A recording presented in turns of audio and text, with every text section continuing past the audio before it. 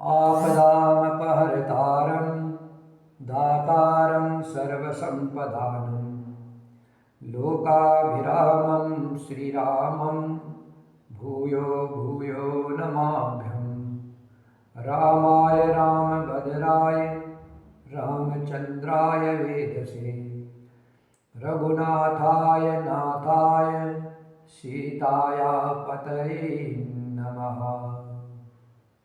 नीलाम्बुजश्यामलकोमलाङ्गं सीतासमारोपितवामभागं पाणो महासायकचारुचापं नमामि रामं रघुवंशनाथम्।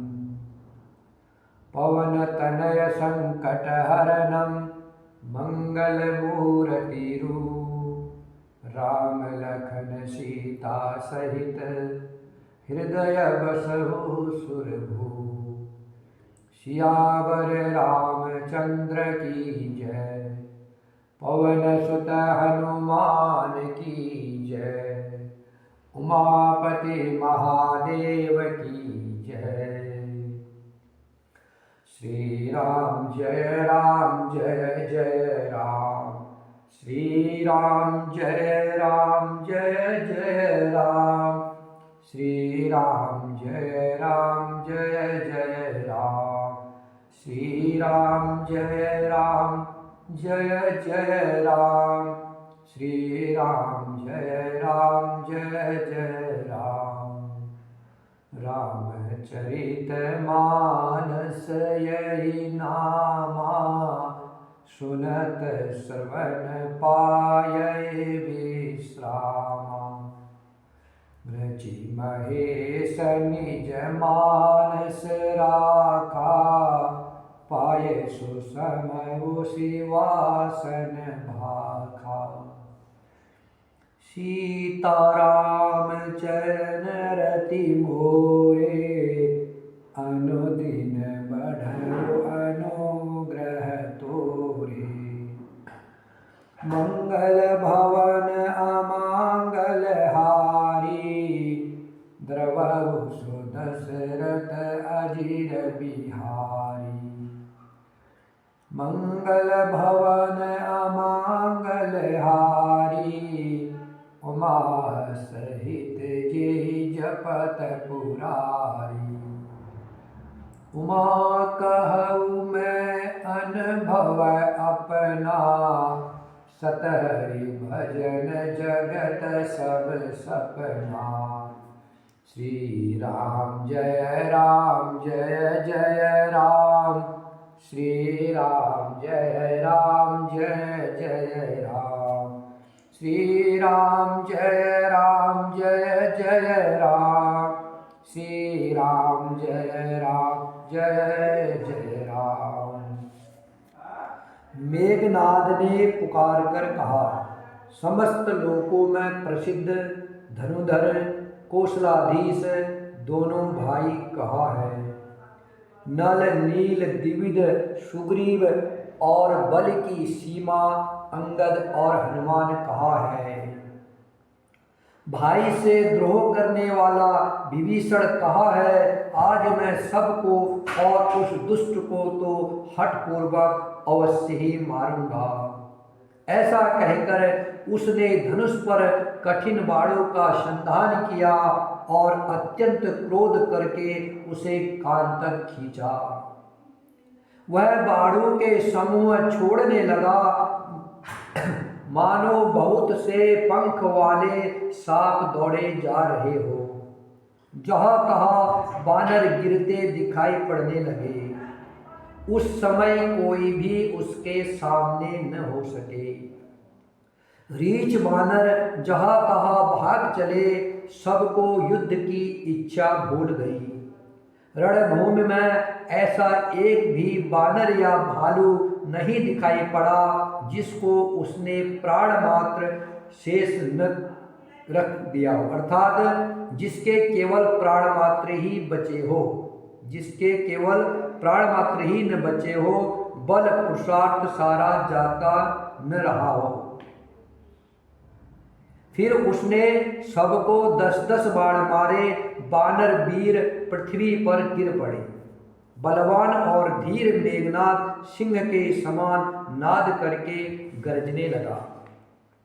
सारी सेना को व्याकुल देखकर पवन सुत हनुमान क्रोध करके ऐसे दौड़े मानो सवै काल दौड़ाता हो।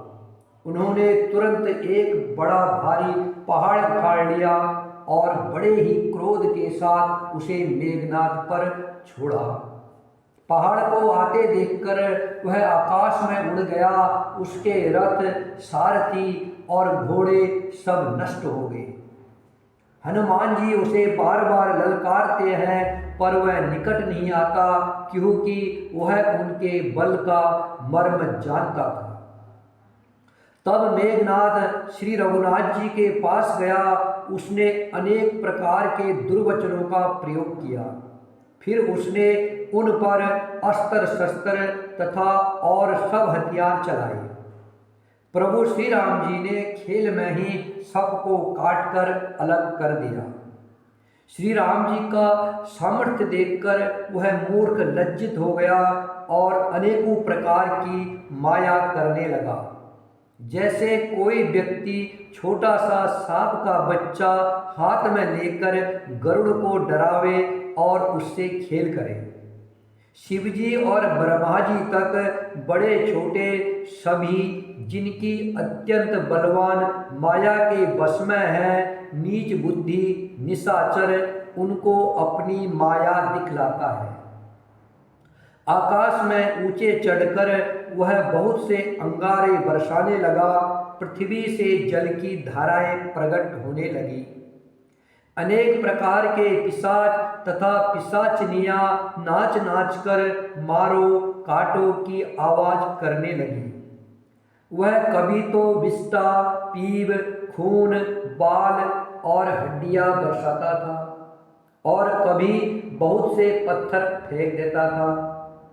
फिर उसने धूल बरसाकर ऐसा अंधेरा कर दिया कि अपना ही पसारा हुआ हाथ नहीं सूझता था। माया देखकर बानर अकुला उठे। माया देखकर सारे बंदर अकुला उठे। वे सोचने लगे कि इस तरह रहा तो सबका मरण आ जाएगा, अर्थात सब मर जाएंगे। यह कौतुक देखकर श्री राम जी मुस्कुराए। उन्होंने जान लिया कि सब बानर भयभीत हो गए हैं। तब भगवान श्री राम जी ने एक ही बाण से सारी माया काट डाली, जैसे सूर्य अंधकार के समूहों को हर लेता है।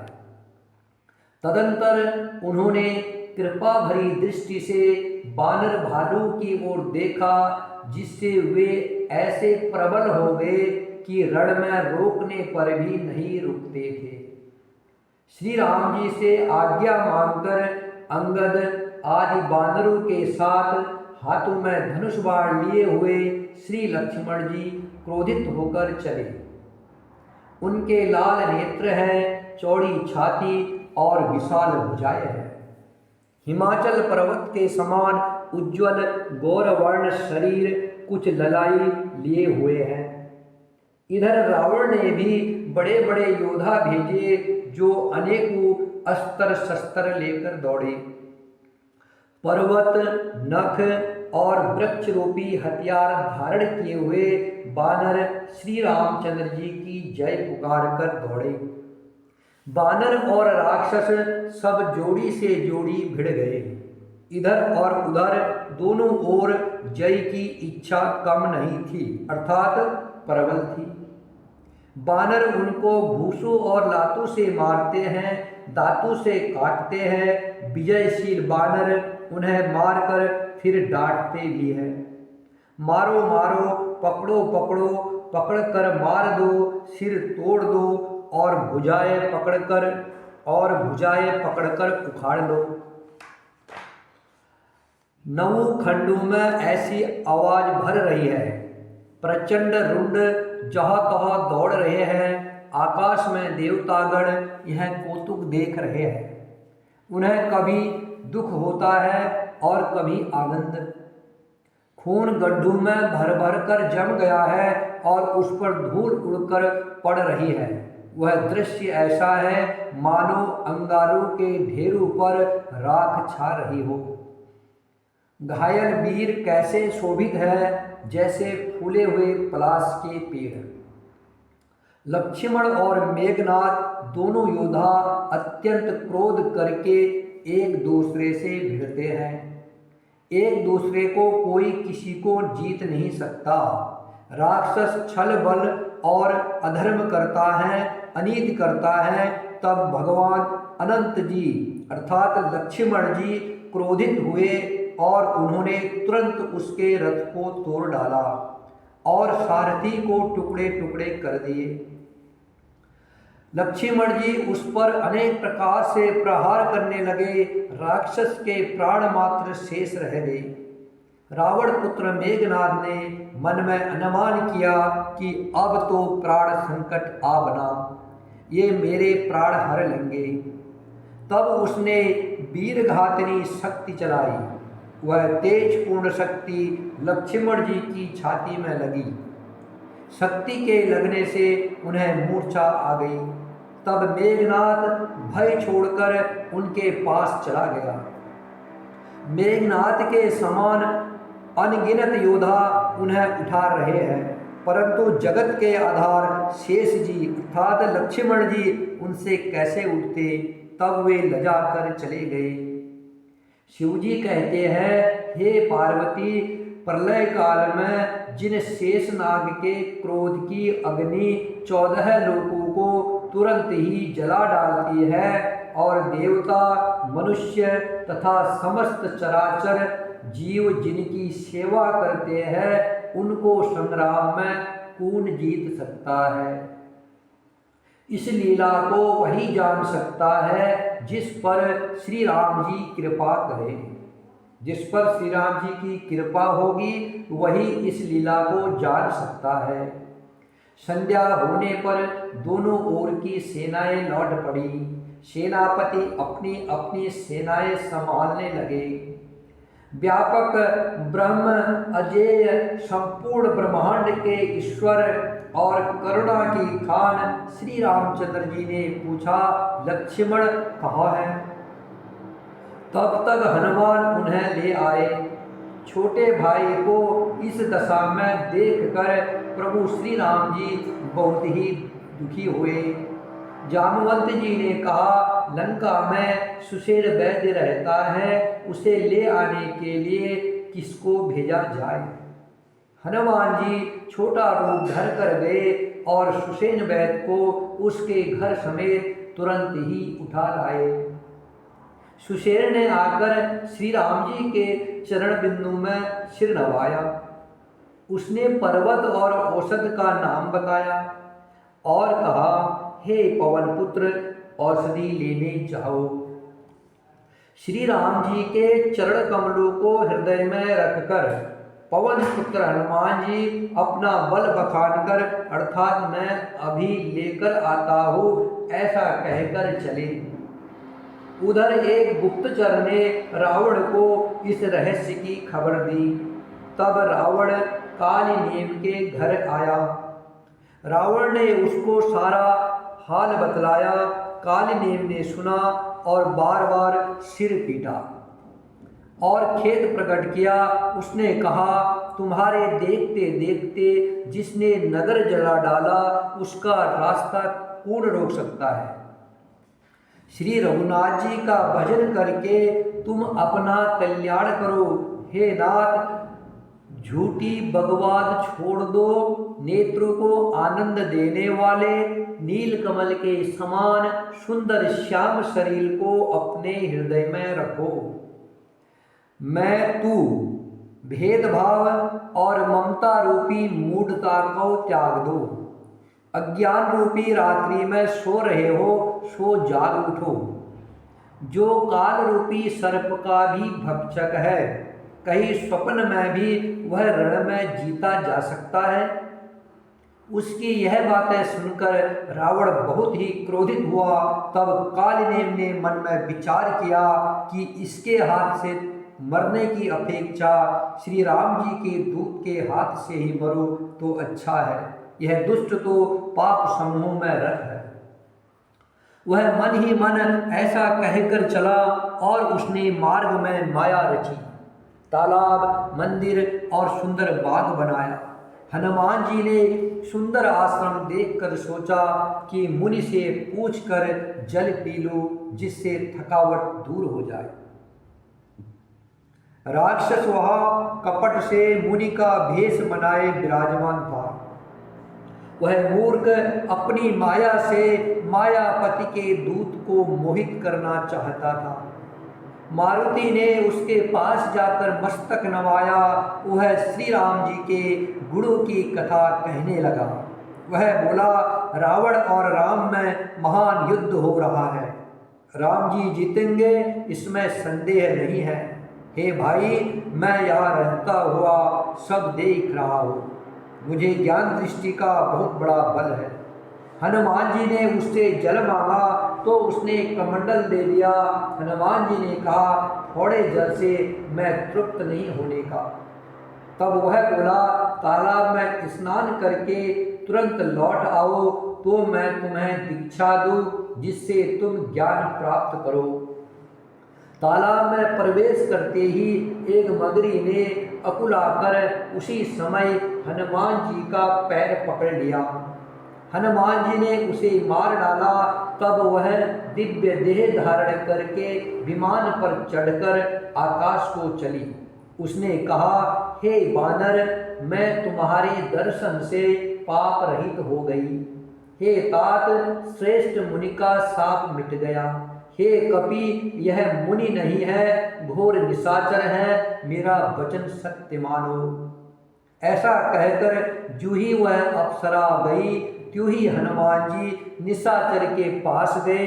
हनुमान जी ने कहा, हे मुनि, पहले गुरु दक्षिणा ले लीजिए, फिर आप मुझे मंत्र दीजिएगा। हनुमान जी ने उसके सिर को पूंछ में लपेटकर उसे पछाड़ दिया। मरते समय उसने अपना राक्षसी शरीर प्रकट किया।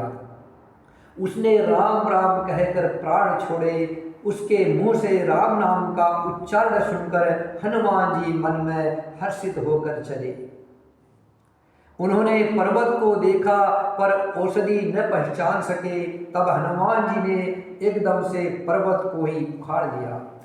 पर्वत लेकर हनुमान जी रात ही में आकाश मार्ग से दौड़ चले और अयोध्यापुरी के ऊपर पहुंच गए। भरत जी ने आकाश में अत्यंत विशाल स्वरूप देखा। तब मन में अनुमान किया कि यह कोई राक्षस है। उन्होंने कान तक धनुष को खींचकर बिना फल का एक बाण मारा। बाण लगते ही हनुमान जी राम राम रघुपति का उच्चारण करते हुए मूर्छित होकर पृथ्वी पर गिर पड़े। फिर प्रिय वचन राम नाम सुनकर भरत जी उठकर दौड़े और बड़ी उतावली से हनुमान जी के पास आए। हनुमान जी को व्याकुल देखकर उन्होंने हृदय से लगा लिया, बहुत तरह से जगाया, पर वे जागते नहीं थे। तब भरत जी का मुख उदास हो गया। वे मन में बड़े दुखी हुए और नेत्रों में विषाद के आंसू का जल भरकर ये वचन बोले, जिस विधाता ने मुझे श्री राम से विमुख किया, उसी ने फिर यह भयानक दुख भी दिया।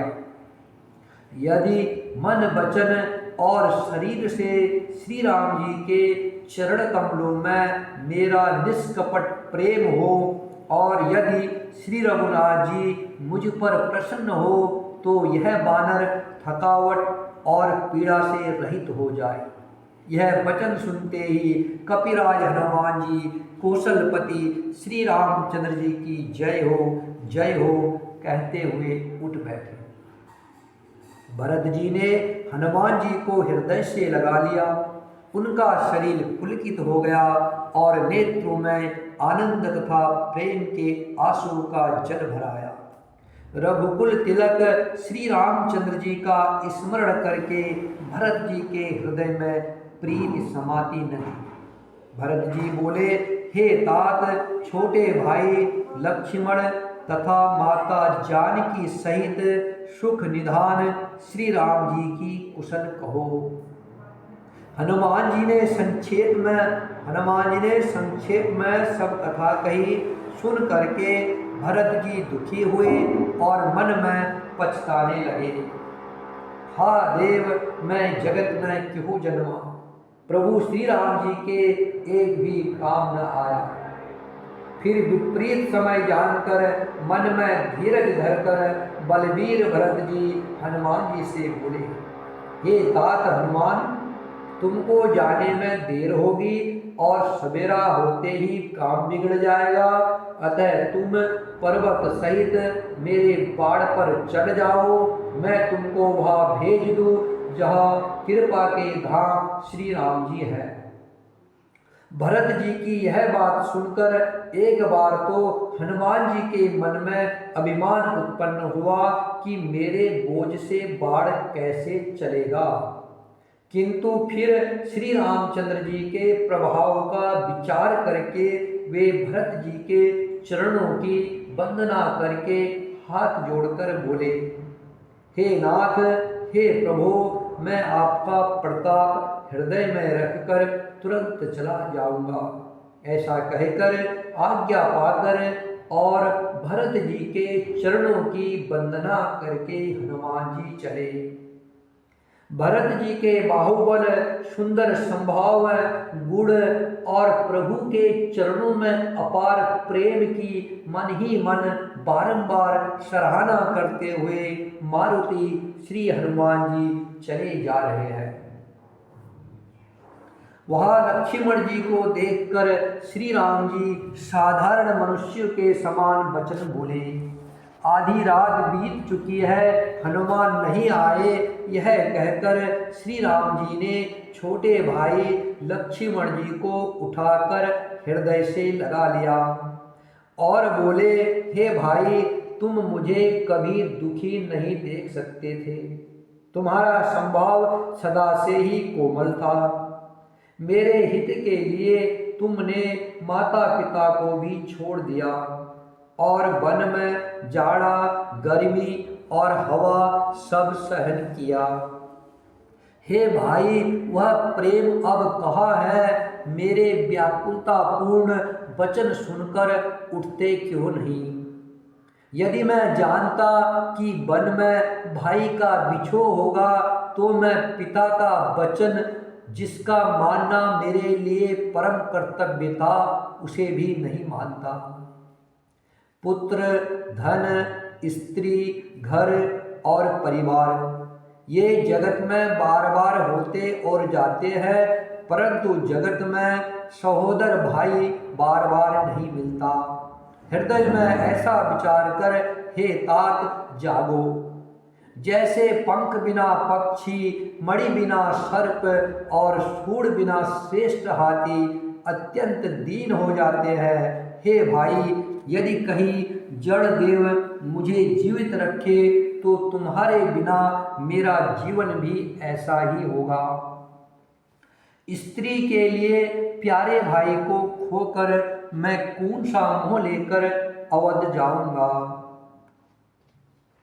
मैं जगत में बदनामी भले ही सह लेता कि राम में कुछ भी वीरता नहीं है जो स्त्री को खो बैठे। स्त्री की हानि से कोई विशेष क्षति नहीं थी। अब तो हे पुत्र, मेरा निष्ठुर और कठोर हृदय यह अपयश और तुम्हारा शोक दोनों ही सहन करेगा। हे तात, तुम अपनी माता के एक ही पुत्र और उसके प्राणाधार हो। सब प्रकार से सुख देने वाला और परम हितकारी जानकर उन्होंने तुम्हें हाथ पकड़कर मुझे सौंपा था। मैं अब जाकर उन्हें क्या उत्तर दूंगा? हे भाई, तुम उठकर मुझे समझाते क्यों नहीं? सोच से छुड़ाने वाले श्री राम जी बहुत प्रकार से सोच कर रहे हैं। उनके कमल की पंखुड़ी के समान नेत्रों से विषाद के आंसू का जल बह रहा है। शिवजी कहते हैं, हे उमा, हे पार्वती, श्री रघुनाथ जी एक अद्वितीय और अखंड वियोग रहित है। भक्तों पर कृपा करने वाले भगवान ने लीला करके मनुष्य की दशा दिखलाई है।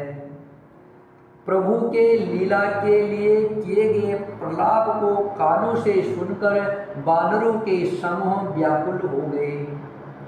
इतने में ही हनुमान जी आगे जैसे करुण रस के प्रसंग में वीर रस का प्रसंग आ गया हो। श्री राम जी हर्षित होकर के हनुमान जी से गले लगकर मिले।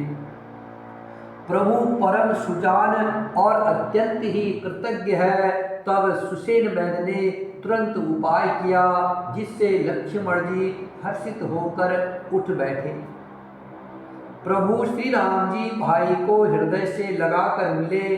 भालू और बानरों के समूह सब हर्षित हो गए।